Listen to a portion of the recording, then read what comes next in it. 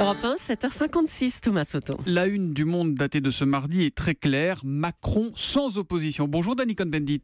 Bonjour Thomas Soto. La victoire s'annonce large, très large dimanche prochain, comme la majorité. D'abord, est-ce qu'une majorité peut vraiment être trop large, comme on l'entend dire ici ou là ? Alors, Thomas, le problème de la majorité, c'est pas un problème d'obésité. Et je ne suis pas le docteur Levenstein. Donc, une majorité, ce n'est pas une recette de cuisine, ni un bon vin à consommer avec modération.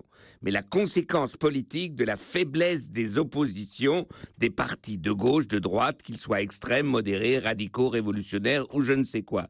Donc, ça ne veut rien dire de dire qu'une majorité est trop grande. Il faut dire les oppositions sont trop faibles. Les oppositions sont trop faibles et c'est cela qu'on a retrouvé dans les urnes. Les oppositions n'ont pas su mobiliser leur potentiel électoral.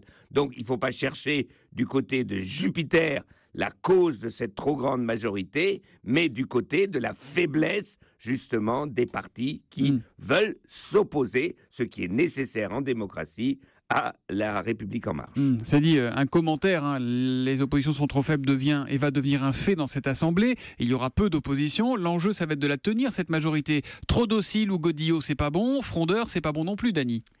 Exactement. Et le renouvellement politique, ce n'est pas le renouvellement de personnes simplement, c'est aussi un renouvellement des pratiques politiques. Ce qu'on demande, ce que je demande aux députés La République en marche, c'est de comprendre par exemple l'idée derrière une proposition de loi, mais de ne pas les enregistrer tout simplement. Faire preuve d'imagination, de concurrencer le gouvernement en proposant peut-être d'améliorer les propositions gouvernementales. Donc voilà, on va voir si ce formidable renouvellement, comme le disent La République en marche, va être un formidable renouvellement de la pratique parlementaire, de refaire vraiment du Parlement un lieu de débat qui essaye justement d'améliorer les propositions du gouvernement. C'est dit, Dany, il reste un second tour. Est-ce que vous êtes sensible, vous, à ceux qui disent, à droite comme à gauche, d'ailleurs, qu'il faut rééquilibrer un peu la balance, faire en sorte qu'il y ait une opposition qui ne soit pas réduite à regarder passer les balles ?